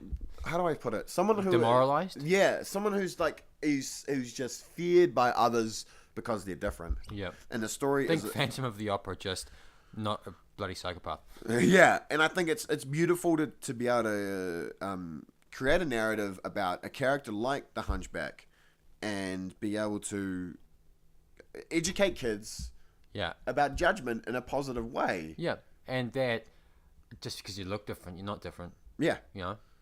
I mean, yet again, it's another wonderful moral. There's good ethics behind it. And it's just a great message. Yeah. And yet again, it's a great film to go with that message. Yeah, and Quasimodo's just the cutest thing. Yeah. And again, this is another one of those films that had big actors like Demi Moore and Kevin Kline. Yep. And David Stairs, who, again, rest in peace again, but he was in this one as well. Yeah. But, you know... And I love how the movie's about judgment and stuff, because it's about the Hunchback, and it's set in Russia. I mean, I'm pretty sure it's set in Russia, right? It's Russia. It's set in France. No, I swear it was Russia. It's Paris. Fuck, shit, sorry. In 1482. Damn, okay, well, there's a Russian feel about it. You're rushing to those conclusions. No, I just feel like there is. I don't know. I know. I mean, I know I sound and I feel like an idiot right now, but nah. So I'm looking for a new co-host on the. It's Russia in my mind. It's for those French people out there. You Russian viewers, none of you. You better be very happy. Hercules. And I didn't know this because just looking at the list now. My 3 of my top 5 and 2 of my top 3 favorite Disney films came out one after the other. What, Hercules, Mulan, Tarzan? Yeah. Oh yeah, cool. Hercules. Greatest Disney film. 0, 0. Oh, I can't say that. Hero. Hero, and nights I fly. I don't remember. When he smiled, the girls went wild with oohs and ahs. And slapped his face on every vase. Every vase. I like that beginning part, eh? Oh, it's Bless my soul, work was on a roll. Person of the week in every Greek opinion poll. Oh, man. It also featured the positive portrayal of African women in Disney animated film. Yeah. I just read that from Wikipedia, but it's accurate. Yeah. The Greek mythology story is a really fun... It is boring as hell in history, but it is fun in Hercules. You think it's history? You think it's boring in history? No, as in when you're about 14. Oh yeah. Right. And you go to high school. Yeah. And they're like, "Welcome to history class. Let's learn about bloody Greek mythology." And like, "Oh, yo, Hercules." Really? Shit, in this country? Damn. No. It's just like history class when I was 13. It was, here's what happened 200 years ago. Here's the Treaty of Waitangi. Yeah. Yeah. I'll be like, Greek, I'll be like, yeah. Let's listen to some of that. No, the way you sort of modernize Greek history. Yeah. And this is a great way of doing it. Holy crap, Ricky Martin provided the voice for the singing Latin American Spanish dub of Hercules. There you go, fun fact. Oh, I'm watching that now. I love Ricky Martin. Danny DeVito. Do that again. Danny DeVito's in it. Again, Danny DeVito, James Woods. Yeah. James Woods' Hades is one of my favorite villains ever. Because I love how when he gets angry, his head just fires. It's so good. I haven't watched this in a while. I'm going to have to sit down and watch Hercules again. But no, what an awkward family table with like Zeus, Hercules, and like and Hades. Yeah, and again, it was another one of those Disney that got a TV show, and I liked. Yeah, I liked those little Disney shows that came out. Did you get the feeling when you were younger that you didn't quite understand the storyline? There was like a little like romantic relationship between Hades and Meg. Moving on. No. Just like when you're a kid and you don't understand all the words and you don't completely understand the storyline, you know. Like, it's obvious that she owed Hades a debt of some kind when you're older. She was terrifying. She was terrifying. Yeah, she was. Yeah. She was really... Not for you. Not as in, like... She's scary, but I think I'm into it. So you wanted to breeze past what I said because you thought it would be awkward for the viewers, and then you're just saying you're into an animated character? Is that it? You got a problem with that? paper, scissors, roll. I do have a problem with it, Paris. I do. Well, that's a problem. Let's go back. Yeah, but no, that's an interesting point. Sad thing is, it would have been funny if I ended up not having a problem with it, but I decided to win that game of paper, scissors, roll. But yeah, Hercules is my personal favorite. Yeah, it's great. Pegasus, I love Pegasus. I love the Pegasus. It's there's so many great elements of those films. Let's get on to another one that's culturally not inaccurate, but being able to. It's not culturally insensitive. Yeah, but exactly. It's educating young people. I mean, at least from my point of view. Yeah, it's educating as an Asian man. I thought I'd mention that. I'm very diverse, people. Educating young people on a story, but not over glamorizing it for young people, which is a difficult thing to do. There is moments in. You know the most. Sorry. It's Mulan, by the way. I didn't actually mention that. Sorry, and I think you were going to go into this because you said moments, but. You know, girl worth fighting for. Yeah. And then it just stops and you see the carnage. Absolutely, yeah. That was like bone-chillingly terrifying to me as a child. I was like, damn, shit just got real. Absolutely. It is really well animated, and the story is really well is lined up really well to be Disney, but at the same time an educational tale. In a way, it's in the only way it can be. Yeah. Because it's hard to make a kids' film educational without taking out elements and taking things for granted. Because it doesn't, movie making doesn't work like that. But I think Mulan really does well at. I'm not sure if it's this Mulan. Sorry. Doing this one Mulan or one or the second one, and it is like amongst the most Asian philosophy you can get, but. It's the Emperor of China, and he's talking to the really weird guy, the script guy who writes and everything. He's always got a stick up his ass. Yeah. And he's got rice and stuff, and they're just talking, and he's like, he said something about one soldier, and like the general's like, yeah, but the thing is, one soldier could be a difference between victory or defeat. Yeah. And I'm like, wow, that's like the first bit of wisdom I ever got as a child. I'm like. Wow, man, yeah, you're right, you know? Yeah. And it's that thing of, like, Disney kind of just sets you up, eh? Yeah. It gives you morals, it gives you a little bit of wisdom. It does, yeah. All the while just giving you a lot of fun and some great music. Yeah. The other thing I like about Mulan is the cast is diverse. The thing about... Jesus, what great childcare if Disney was a person. Like, you'd be the best babysitter ever. I love like Disney. I know. Yeah. Entertain your kids, teach them the right things, Absolutely. And, like... Probably be dirt cheap too. And sing a song. Yeah. No, the thing Aladdin got a bit of flack from back when it came out was that both Arabic... They played into characters, stereotypes? No, they're white. People that voice them. What Mulan got right, Ming-Na Wen, who was in Agents of S.H.I.E.L.D. now, she played Mulan. Eddie Murphy played Mushu. Yeah. Mushu could have been any race or anything. B.D. Wong played Shang. Yeah. And, that's just a respectable decision. Yeah. Also, Lea Salong plays the singing voice of Mulan. Yeah. There's so many elements. Princess Jasmine. Yeah, again, but her voice is amazing. I love her voice. Yeah. And the songs in Mulan as well are very uplifting, but also captures moments. Like my favorite song in that is Go with fighting for... No, Let's Get Down to Business. No. Is it not? It's who's that girl I see? Staring straight back. Who is that girl I see staring back? Staring straight back at me. What did? My God. That's gonna hurt but like tears. that's a powerful song. Absolutely. And Jackie Chan has a great video.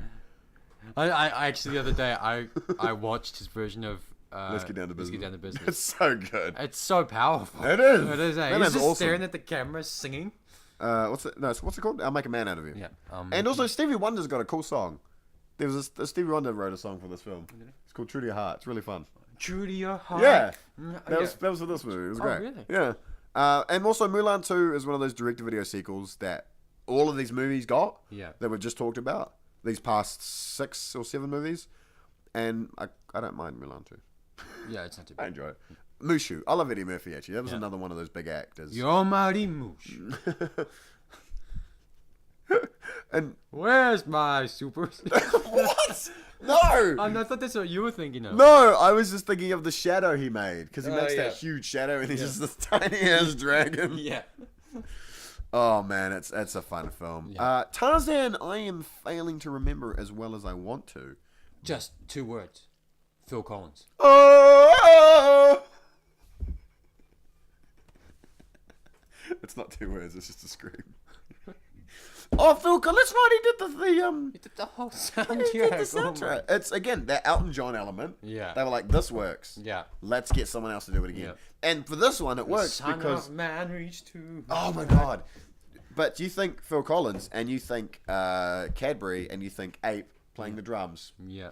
What reminds you of Apes? Tarzan. Yeah. Look at that comparison. Oh, what's that song? What's that really slow one at the beginning? You'll be in my house. I love that song. So good. But no, Tarzan's a cool story of. Again, it's I used to think Jungle Book and Tarzan was the boy from Jungle Book grew up to be Tarzan. And what I like about Tarzan and Jane and that whole... he somehow de-aged, hopped on a ship and his parents died. No, but Tarzan is a cool story of sort of like you can still have a family if yours. I find it to be a story of acceptance. Yeah, that's what I'm trying to like. It's not about It's the story of adoption. Like, yeah. Okay. No, it's like it's. Why have a mum when you can have an ape? I'm sorry, I'm ruining your point. Yeah, I'm not even going to try anymore. No, please do. Should I try? No, we're not doing it again. Acceptance. You're right. It is a story of about acceptance. It's. I mean, at the end of the day, what the hell? Yeah, I mean that's one word I would associate with Tarzan is acceptance. Yeah. And, go watch it. Yeah, Tarzan's great. It's the film that came out the year I was born, at least. When was it released? June 12th. Oh, so I was born at this point, but you were. Yay. Was I born for the next one? Emperor's New Groove. Were you? Yeah. Was it 2000? December 2000. Oh, yeah. Emperor's New Groove is one of my favorite TV shows. Yeah. But also the film was great. We're starting to edge into 2000s Disney now, eh? Yes, this is the start of 2000s Disney. Not just 2000s Disney in the time of Oz, the year it came out, but of the feel. It changes. It changes slightly from princesses and princesses. Oh no, I find it more. I'm not saying that they. Do you know why I said that? Time, because Meet the Robinsons came out. Less powerful. Yeah. I think they had a bit of controversy in the thousands with Chicken Little. Yeah. That was a weird movie. Emperor's New Groove was one of my last major faves from animated Disney. Yeah. I love Cusco. Because I like to think. I love Kronk. Kronk would make my top 5 Disney characters. Kronk and Yzma is that one of the funniest, I think, that dynamic between Kronk, Cusco, and Yzma. Yeah, because none of them get the other one in a weird way. It's a great sort of. We talked about the other day that pyramid of relationship. So it's a great one, and it's great. I just really enjoy the John Goodman's in it. David Spade's in it. Yep. Patrick Warburton, who played Kronk, he's one of my favorite voice actors. Yeah. That voice he has is so distinctive and so. Yeah, I watched the Series of Unfortunate Events Netflix show. Yeah. Just because his voice wasn't it. Oh wow! He's like the narrator. He's in it. Is the show good? That's right. Yeah, I don't mind it. All right, keep in mind the show's good. I'm okay with the show being good. Yeah. We're gonna skip through some of it because I don't remember Atlantis: The Lost Empire. Do you remember Atlantis? No. I know it's really good, and I'm 90% sure Joss Whedon wrote it. Well, you're just gonna be talking for a while because these early 2000s, I mean, I've watched Brother Bear and I've watched Lilo and Stitch, but Michael J. I haven't Fox. got much to say about them. And Atlantis is great. I don't remember it as well, but it's got Michael J. Fox in it, and I need to rewatch it. Lilo and Stitch. I'm gonna really quickly talk about Lilo and Stitch. Oh, you go ahead. I'm a huge fan of Lilo and Stitch. I grew up on the show, all the movies. I love the show. I like the aliens element. You got these friends that are aliens. Stitch is really funny, but also I like the story of Lilo and Nani. Nani's an older sister. Yeah. Their mum and dad, I don't remember when they dressed it, but they died. And you had this big sister trying to raise this girl. who's sort of unique in her own way. Yes. And that sort of dynamic was a fresh view, I thought, in the Disney world, having this older sister trying her best. So an older sister trying her best to raise a family member as best as she can to try and teach her the morals that she's learning. And it's really relatable, I think, to Polynesian families, which, it's based in Hawaii, but it's really influential to Polynesian families, whether it be Hawaiian, whether it be Samoan, Tongan, Maori, where you may have a broken family. And one of my favorite lines from Lilo and Stitch is Ohana means family, which Stitch gets brought into this world, and that's just the line from the movie. Yeah, and Stitch is he's brought into this family, and he's a wreck as well. Ohana means family, and family means nobody gets left behind. And Stitch gets brought into this family, and he's broken as well. But they find a way to become together, and I think Lilo and Stitch has a really, it's a lovely, bizarre family, but it's awesome. I think it's a really cool thing. And Bubbles, the FBI, is one of the funniest. Like, Lilo's like, "There's aliens in my house," and he's like, "Just don't move, I'm coming." And Bleakley is like, "Oh, I'll get you." And it's madness, but it's great. Brother Bear is another one I grew up on. I didn't, not as much. Brother Bear is a very emotional film. It's got mixed reviews. I've seen it. My brother really liked it. Brother Bear, I think, is another one of those stories of an unconventional family coming together to really learn to love each other. Yeah. And that's something that the early few thousand films got quite right. Other elements of the film of Brother Bear did not do as well, but I think that whole story of a family coming together in that sort of way is really, really good. Home on the Range is terrible. Don't watch it. Chicken Little. Oh, I'm not a big fan of Chicken Little. I'm not a big fan of Meet the Robinsons. The only thing I remember from Meet the Robinsons is that dinosaur. Yeah. I've got little arms and little legs. I really want to... I don't remember. What I want to say about the next two, Bolt and Princess and the Frog, came out in an era where I zoned out. No, actually, it will be Meet the Robin. No, actually, no. From Brother Bear, so Home on the Range, Chicken Little, Meet the Robinsons, Bolt, Princess the Frog, are the ones where I zoned out of the Disney films. Yeah. I have seen them. Yeah. I don't remember them as well, but I became quite like, this isn't as good as my Disney. Yeah. And it wasn't until Tangled. You got snobbish. Tangled, Disney's return. Yes. Like, I mean, yet again, that just boosts your point. Like, oh, Disney wasn't as good as it was when I was watching. But, damn, Tangled, it is probably one of my it's probably number 4 on my favorite Disney list. Do you know what it incorporates? The hero, the heroine. Yeah. The evil villain mum. Yeah.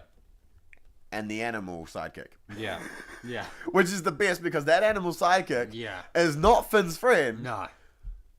It's a horse. It's a horse that's got its own thing. It is the... Oh, yeah. You know what I mean? How about the gecko? Which one is the animal sidekick in the film? I'd say that it's the horse. I'd say the horse is more character than the gecko. I'm on with you with that, but I like the gecko. I think the gecko is more important to the characters. Yeah, that's a good one, yeah. You know, but the horse is just so fun. Yeah. Maximus. Rapunzel's a great character. Yeah. Fern is one of my favorites. They can never get my nose right. That was he's just, we talked about Zachary Levi before with if Han Solo was ever animated, it's Flynn Rider. Flynn Rider, absolutely. But no, Tangled's great. I think if you want to watch a modern Disney classic, Tangled is yep. It was their 50th film as well, which I think was great timing. Yeah. But no, Tangled's great. Yeah. Wreck-It Ralph. I missed it. I did catch it one day. It was on TV one afternoon. It's really cool. Yeah. I'm looking forward to rewatching it before the next one comes out this year. Yeah. The internet. But Wreck-It Ralph, I think, is a modern... Because Wreck-It Ralph was the first one I was like, oh, Pixar's out with a new film. Yeah. And it wasn't. They changed the animation style. Yeah. Which made me a little bit annoyed. But I think it changed with Tangled, don't you think?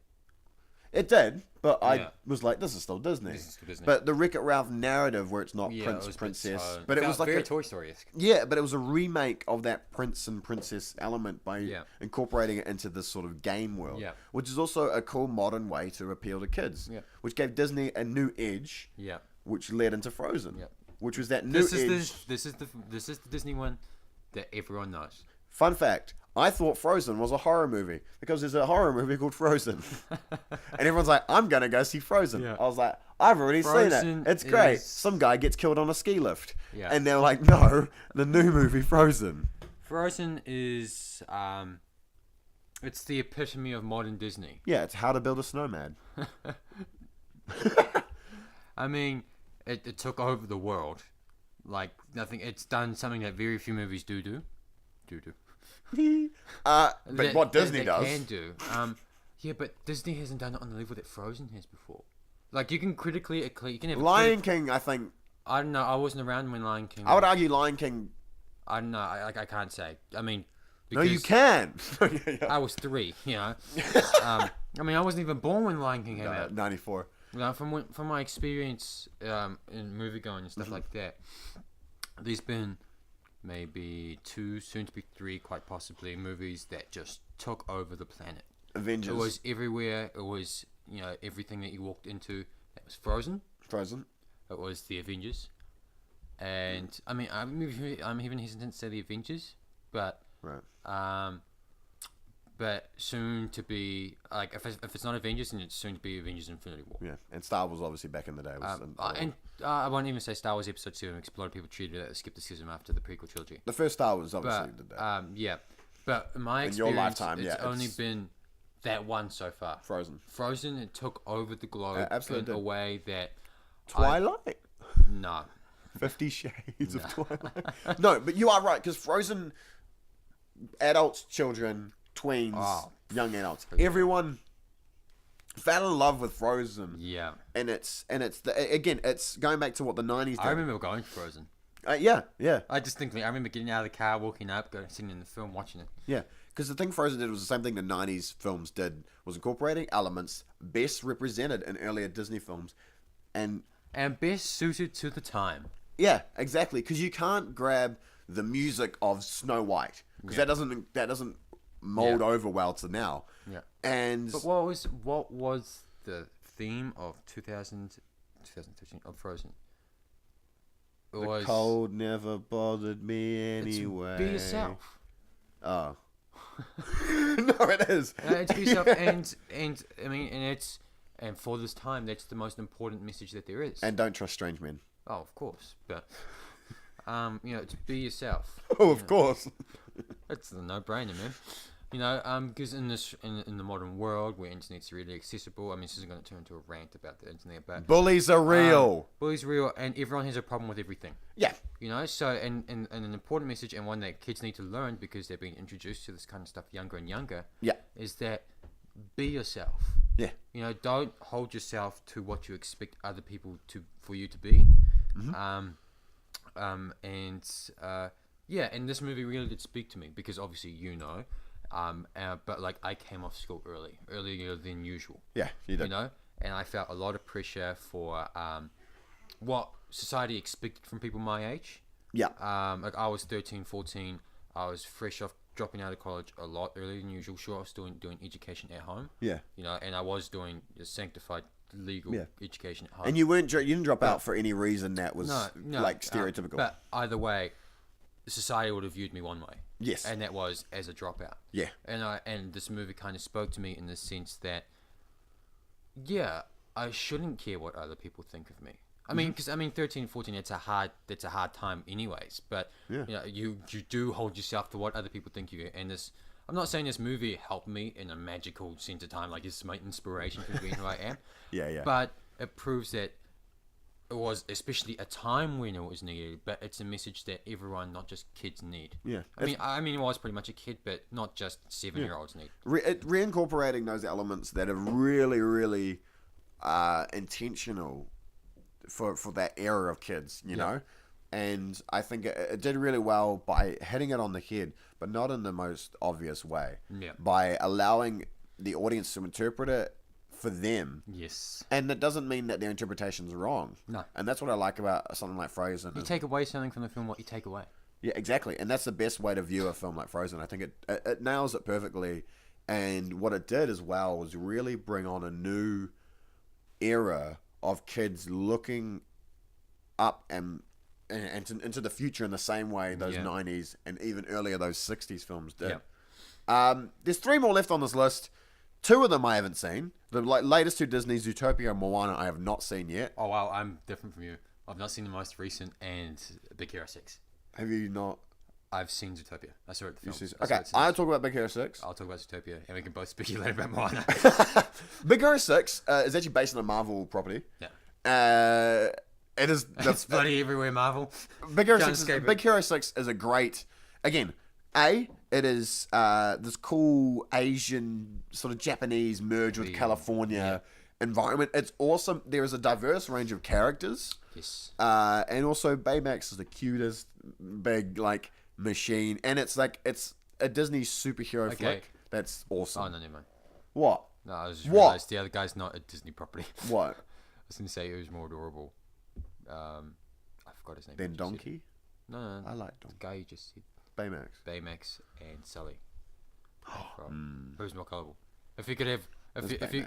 That's Baymax. Really? Yeah. No, Sully for me. You gotta watch Big Hero 6. But no, Big Hero 6 is a great modern rendition of a Marvel story, but also it's really cool, and just the voice acting's great and the characters are awesome just as much. Yeah. What is Zootopia? I heard it's great. I haven't watched it because I don't want to. I just haven't got around to it. Zootopia is just magnificent. Yeah. I won't lie. It's humans become animals. Yeah, it's a concept that everyone's done, and everyone's thought about. But it's just it's a society that just everyone's an animal, and it's about this little bunny who comes from way out in what would be the country in America. Yeah. And she wants to become a big city cop. But the big city police department is filled with rhinos and buffaloes and lions and stuff, and it's you puny little rabbit, you can't do it, and there's detectives, so Fox is, oh no, sorry, never mind, that's wrong. That was wrong, sorry, I remember it incorrectly. But the Fox is a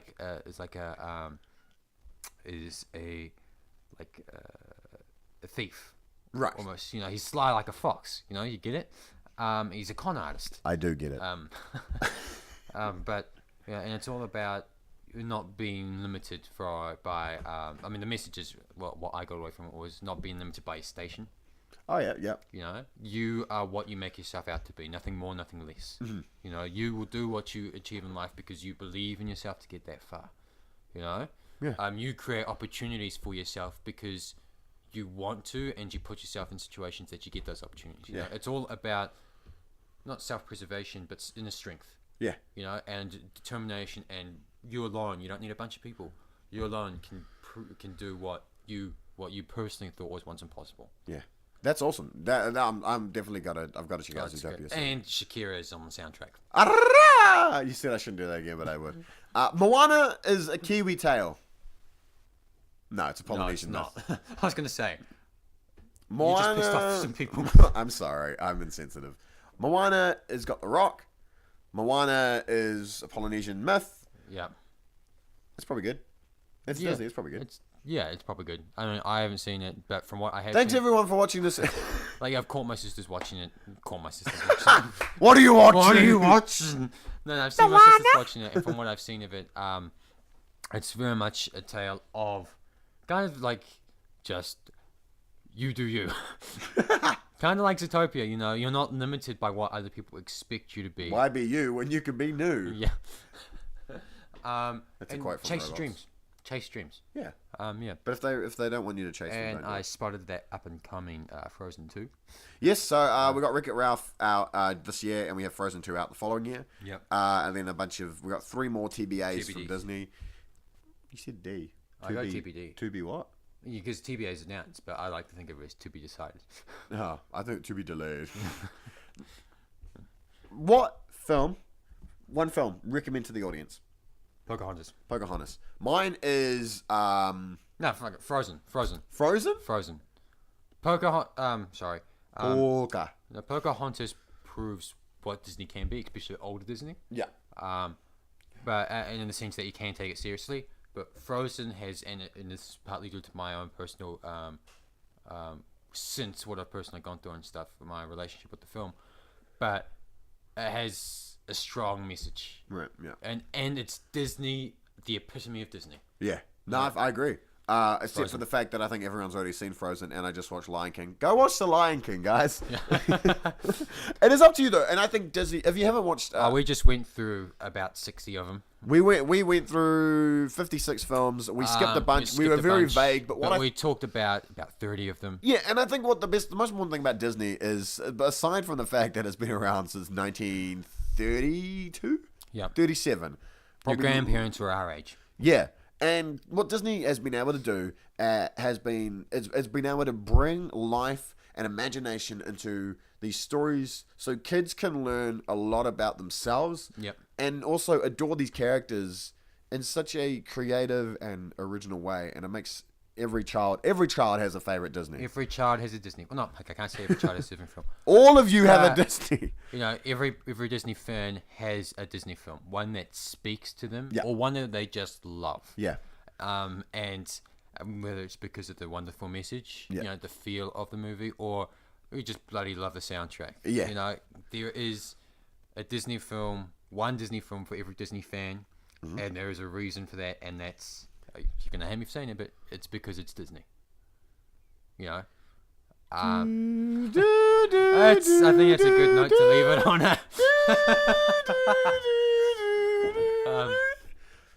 Thank you. Yeah, thank you. Thank you, Disney. Yeah. Thank you, audience. Thank you, Cahan. You're welcome. Can you thank me now? Thank you, Paris. Oh, thanks, man. Thank you guys so much for listening to the Sir Brady Podcast. As always, I've had some stuff on YouTube. There was I forgot to mention last time, there's a Wonder Woman review. There is a clip from our podcast from 2 podcasts ago where we talked about The Greatest Showman, and then we talked about critics or something, I think. Yeah. There was a 5 things you missed, and also there was a video called Do You Think We're in a Simulation, which I did at school.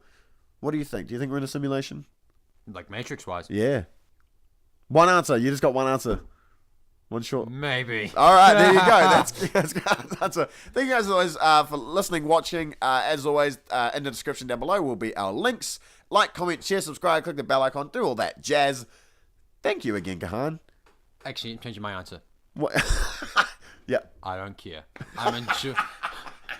No, not in the sense like, oh, what a shitty idea, but I'm enjoying it, simulation or not. Go. Yeah. I love it. I don't care. Yeah. I'll let God know that the simulation he's put you in, that you don't care about it. Yeah. I don't know what I just said. Defeats the purpose if you made a video about something you already know the answer to. You know what? That's a very good point. We will see you guys in the next episode. Don't forget to let us know. Yeah, let us know. That's my line. Oh, okay. Rewind. Let us know. What? Comments are welcome. Suggestions, anything. I mean, we want to hear. Yeah. What did you enjoy about the episode? Let us know. Yep. If it's just to shout at us, we want to hear that too. Yeah. So we can shout back next podcast. Yeah. Fight me. I'm so aggressive, unnecessarily aggressive. Thank you guys for listening and watching as always. Yeah. My name's Paris. Personal shout out to Matt. Yeah, Matt. We love you, man. We love you, man. Yeah. Bye. Can I say do you want to say your name? I'm Cahan Martin. I'm Paris Renalson. We've never done that before. No. And we probably won't do it again. See ya. Bye.